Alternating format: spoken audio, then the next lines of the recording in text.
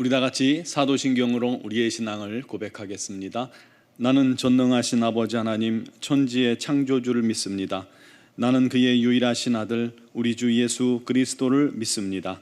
그는 성령으로 잉태되어 동정녀 마리아에게서 나시고 본디오 빌라도에게 고난을 받아 십자가에 못 박혀 죽으시고 장사된 지 사흘 만에 죽은 자 가운데서 다시 살아나셨으며 하늘에 오르시어 전능하신 아버지 하나님 우편에 앉아 계시다가 거기로부터 살아있는 자와 죽은 자를 심판하러 오십니다. 나는 성령을 믿으며 거룩한 공교회와 성도의 교제와 죄를 용서받는 것과 몸의 부활과 영생을 믿습니다. 아멘. 찬송가 91장 찬양 드리겠습니다.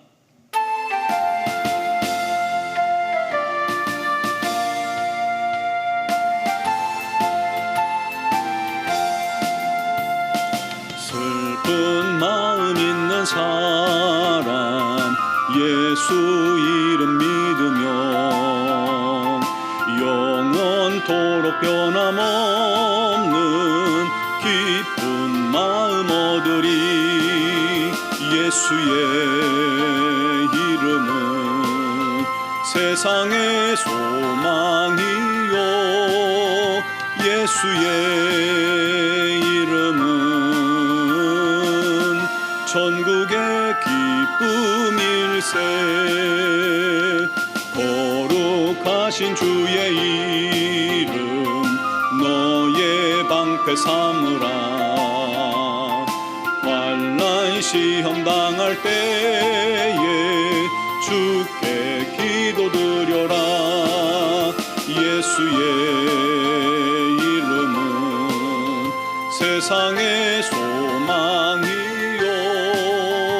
예수의 이름은 천국의 기쁨일세. 존귀하신 주의 이름 우리 기쁨 되도다. 주의 품에 안길 때에 기뻐 찬송 부르리. 예수의 이름은 세상의 소망이요 예수의 이름은 천국의 기쁨일세. 우리 갈 길 다간 후에 보좌 앞에 나가 왕의 왕께 경배하며 면류관을 드리리. 예수의 이름은 세상의 소망이요 예수의 이름은 천국의 기쁨일세. 아멘. 오늘 주신 하나님 말씀은 요엘 2장 28절에서 32절입니다. 제가 가진 성경으로 1272쪽 요엘서 2장 28절에서 32절까지를 제가 봉독하겠습니다. 그 후에 내가 내 영을 만민에게 부어주리니 너희 자녀들이 장래일을 말할 것이며 너희 늙은이는 꿈을 꾸며 너희 젊은이는 이상을 볼 것이며 그때 내가 또 내 영을 남종과 여종에게 부어줄 것이며 내가 이적을 하늘과 땅에 베풀리니 곧 피와 불과 연기 기둥이라. 여호와의 크고 두려운 날이 이르기 전에 해가 어두워지고 달이 빛빛같이 변하려니와 누구든지 여호와의 이름을 부르는 자는 구원을 얻으리니 이는 나 여호와의 말대로 시온산과 예루살렘에서 피할 자가 있을 것이며 남은 자 중에 나 여호와의 부름을 받을 자가 있을 것임이니라. 아멘. 이 요엘서는 어느 시대를 배경으로 기록되어 있는지 언급되지 않습니다. 그래서 포로기 이전 8세기경이다, 기원전 8세기경이다, 아니면 포로기 이후다라고 여러 가지 말이 있습니다. 그런데 사실 언제인지 알 수 없다는 것은 크게 논란의 대상이 되지 않습니다. 그것은 굳이 시대를 알 필요가 없다는 뜻이죠. 즉 시대를 초월하여 어느 시대든지 동일하게 주시는 하나님의 메시지가 담겨져 있다라는 것입니다. 요엘서를 이해하는 핵심 단어는 여호와의 날입니다. 그날은 이스라엘 사람들에게는 기쁨과 승리의 날입니다. 회복의 날입니다. 즉 하나님께서 이방을 멸하시고 선민 이스라엘에게 최후의 승리를 안겨줄 것이라 믿는 그런 날이죠. 승리의 날, 소망의 날. 그런데 요엘은요, 충격적이게도 이들의 바램과는 정반대되는 메시지를 선포합니다. 1장 15절에 보면 슬프다 그날이요 여호와의 날이 가까웠나니, 기뻐해야 되는데 슬프다고 하죠. 곧 멸망같이 전능자에게로부터 이르리로다. 2장 1절에 보면 시온에서 나팔을 불며 나의 거룩한 산에서 경고의 소리를 질러 이 땅 주민들로 다 떨게 할지니 이는 여호와의 날이 이르게 됨이니라. 이제 임박하였으니 곧 어둡고 캄캄한 날이요. 심판의 대상이 이방이 아니라 이스라엘이라는 말이죠. 그러면서 메뚜기의 재앙을 경고합니다. 팥중이가 남긴 것을 메뚜기가 먹고 메뚜기가 남긴 것을 느치가 먹고 느치가 남긴 것을 황충이가 먹었도다. 이 전부 다 메뚜기를 의미하는 단어들입니다. 아무튼 이것은 큰 재앙이 임한다는 의미죠. 출애굽 때 애굽에 내린 메뚜기 재앙을 연상케 하는 그런 재앙입니다. 또한 그 메뚜기 때는 정말 메뚜기의 재앙을 의미하기도 하는가 하면 이방 민족의 침략을 의미하는 것이기도 합니다. 아무튼 감당할 수 없는 재앙이 이스라엘에게 임하게 된다는 것입니다. 그런데 중요한 것은 이 메시지가, 요엘의 메시지가 재앙의 예언으로 끝나는 것이 아니라는 것입니다. 재앙이 곧 임할 테니까 재앙을 면하려면 회개하라 하고 외치는 것이 핵심 내용인 겁니다. 즉 회개를 촉구하고 있는 메시지인 것이죠. 2장 12절에 너희는 이제라도 금식하고 울며 애통하고 마음을 다하여 내게로 돌아오라. 옷을 찢지 말고 마음을 찢고 너희 하나님께로 돌아올지어다. 그러면 뜻을 돌이켜 재앙을 내리지 아니하시리라 말씀하고 있습니다. 회개하고 돌이키고 돌아올 때 우리 하나님께서 용서하시고 이른 비와 늦은 비를 주시며 이방을 심판하시고 메뚜기가 먹은 횟수대로 다 갚아주시고 풍족하게 해주실 것이라 라는 그런 약속의 말씀입니다. 하나님의 마음이 고스란히 느껴지는 그러한 메시지입니다. 우리 하나님은 심판하시기를 원하시는 분이 아닙니다. 용서와 회복을 간절히 원하시는 분입니다. 그게 사랑이기 때문이죠. 사랑하는 성도 여러분, 하나님께서 허락하시는 최고의 은혜, 우리에게 허락하신 최고의 선물은요 바로 이 회개입니다. 회개하면 어떤 죄도 우리 하나님 용서하시고 회복하시고 복 주신다는 거예요. 그 어떤 악한 죄인이라 할지라도 회개하면 용서하시고 회복하시고 복으로 바꿔주신다는 거예요. 얼마나 놀랍습니까? 그것만큼 확실한 약속이 없어요. 용서만큼 분명한 약속이 없습니다. 그런데 우리가 삶 속에서 자꾸 죄를 범하면서 회개하고 또 회개하고 회개하다 보면 어느 틈엔가 우리 마음이 죄송스러운 마음이 들고 내가 너무 부족하고 맞긴 하지만요 민망하기도 하고 송구스러운 마음에 슬그머니 회개를 멀리하는 경우가 있어요. 안 됩니다. 안 돼요. 우리는 끊임없이 회개해야 합니다.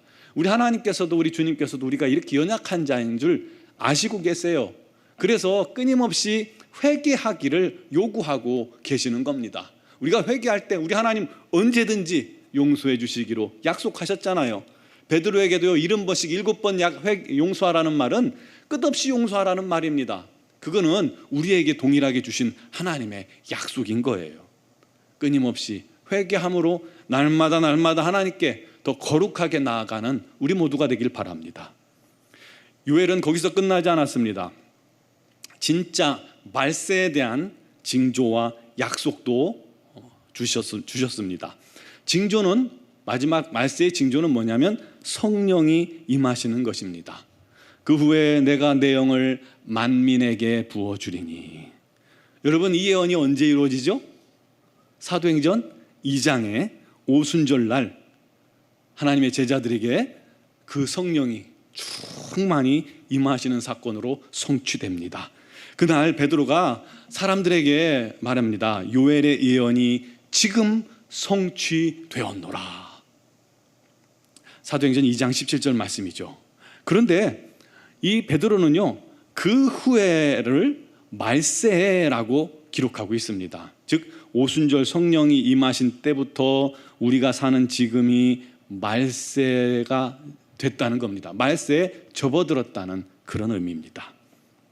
지금도 하나님께서는 성령님을 만민에게 부어주시고 계십니다. 부어주리라는 말은 대대적으로 쏟아 붓는다, 퍼붓는다는 말입니다. 말세에는요, 하나님께서 하나님의 성령을 개인에게 그리고 민족에게 부어주고 계십니다. 우리 민족에게도 그 놀라운 성령의 은혜를 이미 부어주셨고요, 여러 민족, 각각 민족마다 성령의 놀라운 역사가 나타나고 있습니다. 이게 말세의 징조예요. 모든 만민에게라는 말은 믿는 누구에게나 성령을 부어주신다는 말입니다. 말세를 사는 성도들이 이 성령님을 힘입어야 이 악한 세대를 이길 수 있기 때문입니다. 성령 안에 있어야 우리가 경건할 수 있기 때문입니다. 거룩할 수 있기 때문입니다. 성령 안에 있어야 우리가 지혜로운 신부같이 예수님 맞을 준비를 할 수 있기 때문입니다. 그걸 도와주신다는 거예요. 또 말세에 일어날 징조들을 표현하고 있죠. 이적을 하늘과 땅에 베풀리니 곧 피와 불과 연기 기둥이라. 여호와의 크고 두려운 날이 이르기 전에 해가 어두워지고 달이 핏빛같이 변하려니와. 정말 마지막 때를 또 말씀하고 있는 겁니다. 그러므로 기도해야 합니다. 말세를 사는 우리들은 기도에 깨어 있어야만 합니다.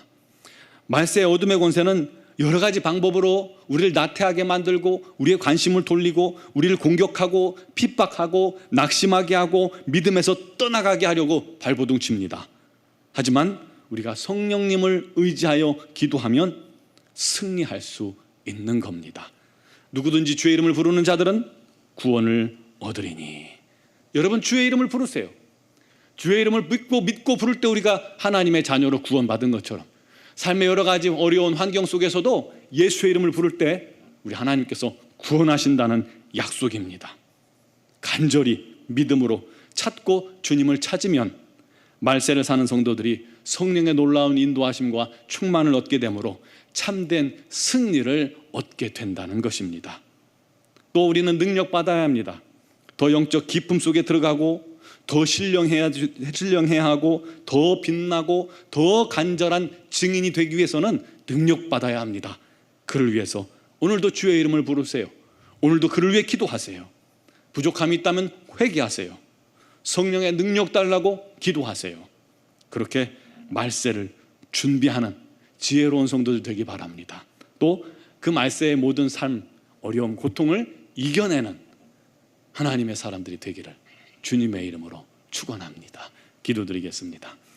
살아계신 하나님, 역사하신 하나님, 말세를 사는 우리들에게 성령의 놀라운 능력을 허락하시고 은혜를 허락하시고 성령의 도우심을 부으셔서 능히 이 말세를 준비하게 하시고 이기게 하시니 감사합니다.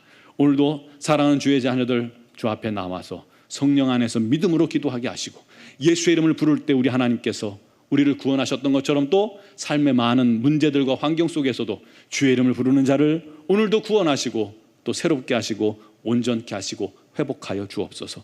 아버지, 우리 삶 속에 우리 하나님 보시기 합당치 못한 죄가 있거든 드러내어 주시고 끊임없이 회개함으로 말미암아 더 거룩함 가운데 우리 모두가 나아가게 하여 주시옵소서.